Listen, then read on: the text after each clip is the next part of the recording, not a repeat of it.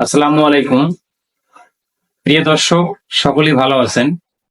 আলহামদুলিল্লাহ, আমিও ভালো আছি। আমার আজকের টপিকের বিষয় সহিহ বুখারীর কয়েকটা হাদিসের উপর,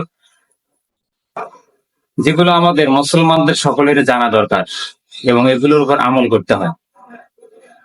তো শুরুতে অধ্যায় নম্বর 5, হাদিস নম্বর 6, ইবনে আব্বাস রাদিয়াল্লাহু আনহু বলেন, রাসূল সাল্লাল্লাহু আলাইহি ওয়াসাল্লাম ছিলেন সর্বশ্রেষ্ঠ দানশীল।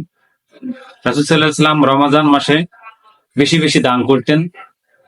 তখন জিবরাইল আলাইহিস সালাম তার সাথে সাক্ষাৎ করতেন। রমজান মাসে প্রতি রাতে নবীজির সাথে দেখা করতেন এবং একে অপরের সাথে কোরআন তেলাওয়াত করতেন। নিশ্চয়ই রাসূল সাল্লাল্লাহু আলাইহি ওয়াসাল্লাম রহমতের বায়ু অপেক্ষায় অধিক দানশীল ছিলেন।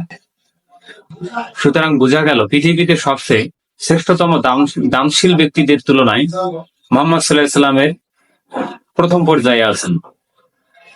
আর আমরা অবশ্যই এই হাদিসের উপর আমল করার চেষ্টা করব। তার মানে আমাদের বেশি বেশি দান করার চেষ্টা করতে হবে। এই হাদিসগুলো পাবেন সহিহ মুসলিমের 3208 নম্বর হাদিস, সহিহ আহমদের 3616 নম্বর হাদিস। এই হাদিসের মান সহিহ। অধ্যায় নম্বর 6, হাদিস নম্বর 7, আব্দুল্লাহ ইবনে আব্বাস রাদিয়াল্লাহু আনহু থেকে বর্ণিত। এখানে একটা বিষয় ধরা হয়েছে, রাজা হিরাক্লিয়াস থেকে লোক পাঠান। নবীজি তখন সিরিয়ায় ব্যবসার জন্য গিয়েছিলেন। হিরাক্লিয়াসের লোকেরা তাকে জিজ্ঞাসা করে, বংশের দিক থেকে নিকট আত্মীয় কে, তাকে জিজ্ঞাসা করে, এবং তিনি তখন বলেছিলেন যে বংশের দিক থেকে নিকট আত্মীয় আব্বাস রাদিয়াল্লাহু আনহু আমি নিজেই। তিনি বললেন, আবু সুফিয়ান আমি নিজেই, মানে আবু সুফিয়ান এখানে বলতেছে, তার বংশ ছিল সম্ভ্রান্ত বংশ।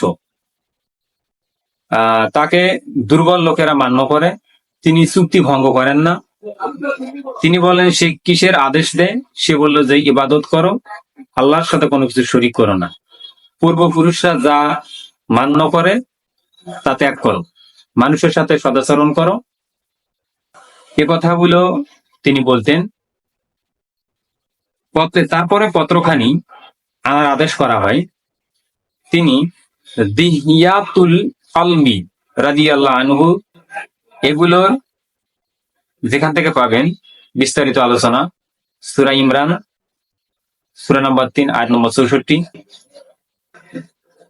অবশেষে সেখানে অনেকে ইসলামের ছায়াতলে চলে আসেন এবং তিনি ওইখানে আরো জিজ্ঞাসা করেছিলেন যে নবীজি অবশ্যই একজন ভালো মানের ব্যক্তি এবং তিনি দুর্বল লোকদের সঙ্গে চলাফেরা করতেন, গরিব লোকদের সঙ্গে চলাফেরা, গরিব লোকরা তাকে ভালোবাসতো এবং সমাজের উচ্চ সম্ভ্রান্ত ব্যক্তিরা তাদের সম্মান করত।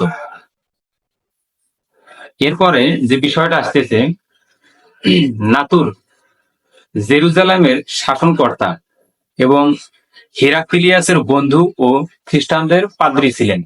এখানে একটা বিষয় উপস্থাপন করা হয়েছে। তিনি হিরাক্লিয়াস বলেন, আমি তোমাদের ইমানের পরীক্ষা নিলাম। ওই সময় ওইখানে তারা যখন হিরাক্লিয়াসের সাথে কথা বলতেছিল তখন অনেকগুলো বিস্তারিত আলোচনা হয়েছিল, আমি একটু ওখানে শর্ট করেছি। এবং ওই সময় হিরাক্লিয়াস বলেছিলেন যে তোমরা অবশ্যই পরীক্ষায় পাশ করেছো এবং তোমাদের ধৈর্য অনেক দৃঢ়। এটা ছিল হিরাক্লিয়াসের সর্বশেষ অবস্থা, এই পরীক্ষাটা।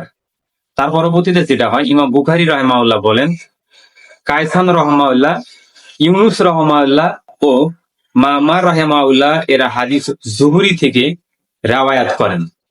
এই যে বর্ণনাটা আসছে, এই বর্ণনাটা তিনি সর্বশেষ ইমাম জুহরি রাহিমাহুল্লাহ হতে নিয়ে আসেন।